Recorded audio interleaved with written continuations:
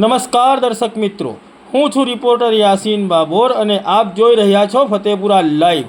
આજના મહત્વના સમાચારની વાત કરીએ તો ફતેપુરા તાલુકામાં મનરેગા યોજનાની વહીવટીમાં અન્યાય થતો હોવા બાબતે ફતેપુરા તાલુકા કોંગ્રેસ સમિતિના કાર્યકારી પ્રમુખે લાભાર્થીઓને સાથે રાખીને તાલુકા વિકાસ અધિકારી, જિલ્લા વિકાસ અધિકારી અને જિલ્લા ગ્રામ વિકાસ એજન્સીને લેખિત રજૂઆત કરવામાં આવી। તારીખ 10 ફેબ્રુઆરી 2025ના રોજ ફતેપુરા તાલુકા કોંગ્રેસ સમિતિના કાર્યકારી પ્રમુખ સુભાષ તુલસીદાસ પારગીએ ફતેપુરા તાલુકાની મનરેગાની વિવિધ યોજનાઓના લાભાર્થીઓને સાથે રાખીને દાહોદ જિલ્લા વિકાસ અધિકારી, દાહોદ જિલ્લા ગ્રામ વિકાસ એજન્સી અને ફતેપુરા તાલુકા વિકાસ અધિકારીને મનરેગાની વહીવટીમાં થતા અન્યાય બાબતે રજૂઆત કરી છે।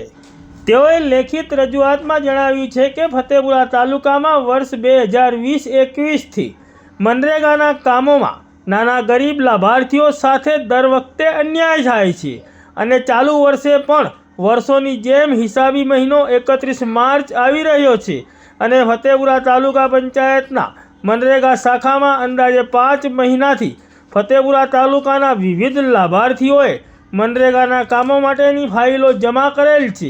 એ જમા કરેલ ફાઇલો 31 માર્ચ પછી વર્ષ બદલાઈ જશે એટલે ફાઇલો પણ આપોઆપ રદ થઈ જશે।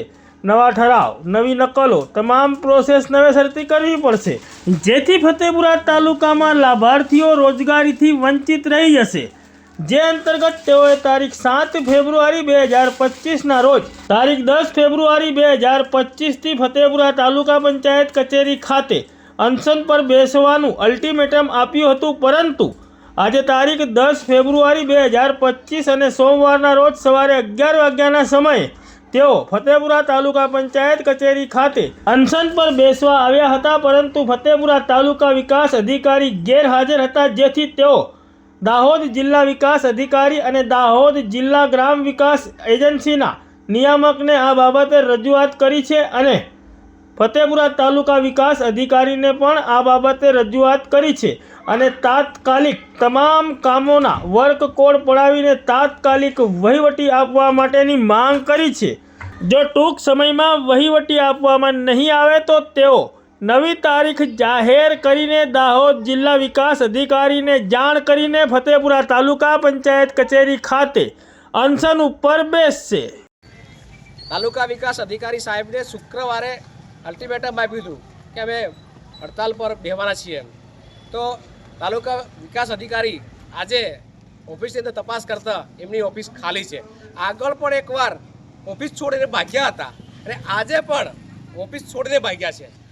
હવે અમારા 2020-21 પછી મારા ફતેપુરા તાલુકાના લાભાર્થીઓને મનરેગાનું કામ મળતું નથી અને આટાફેરા કર્યા કરે છે।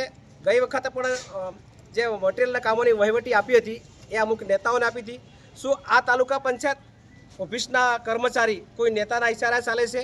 મનરેગા યોજના કોઈ નેતાના આયોજનમાં કે નેતાના કહેવાથી ચાલતી નથી। મનરેગા યોજના એક રોજગારી માટેની યોજના છે અને આ યોજનાને આ લોકોએ એક રાજકારણની અંદર ફેરવી રાખ્યું છે એવું લાગે છે, કાં તો કંઈક વેપારીકરણની અંદર ફેરવી રાખ્યું છે એવું લાગે છે અમને।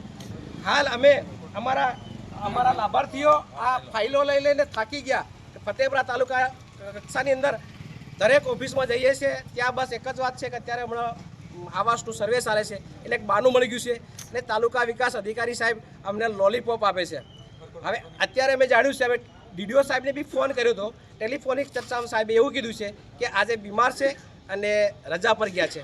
હવે એ આમ કરતાં કરતાં આજે તારીખ લગભગ 10 તારીખ થઈ છે અને 31 તારીખ પછી વર્ષ બદલાઈ જશે અને અમે આ જે ફાઇલો તૈયાર કરી છે બધી ફાઇલો ફેલ જશે। આજના જમાનામાં એક ફાઇલ તૈયાર કરવી એટલે 500 થી 1000 રૂપિયાનો ખર્ચો આવે છે, તો આનો જવાબદાર કોણ? અમારા નાના નાના કર્મચારી લાભાર્થીઓ પૈસા ખર્ચીને ફાઇલો તૈયાર કરે છે અને મોટા નેતા અને મોટા વર્ગના જે અધિકારીઓ એમને હાથે સોદાબાજી કરીને મફતની અંદર એક રાતની અંદર 1 કલાકની અંદર ફાઇલ તૈયાર કરીને વર્કકોડ પડાયા પછી વહીવટી આવી જતી હોય છે। એને મારી રજૂઆત છે અને સાહેબને આ વિડીયો મારફતે ફરી પાછી અલ્ટિમેટમ 2 દિવસની આપીએ છીએ। 2 દિવસની અંદર જો અમારા વર્કઆઉટ નહીં પડે અને વહીવટી નહીં આપે તો ફરી પાછા અમે આ જગ્યા પર ફરી પાછા ધરણા પર બેસીશું। અને બીજું કે ખાલી સમતલી જ વહીવટી નહીં, જે મનરેગા યોજનાની અંદર આવતી તમામ કામો વિકાસના એની તમામની વહીવટી મળવી જોઈએ એવી મારી રજૂઆત છે. આપનું નામ? મારું નામ પારગી સુભાષ તુલસીદાસ,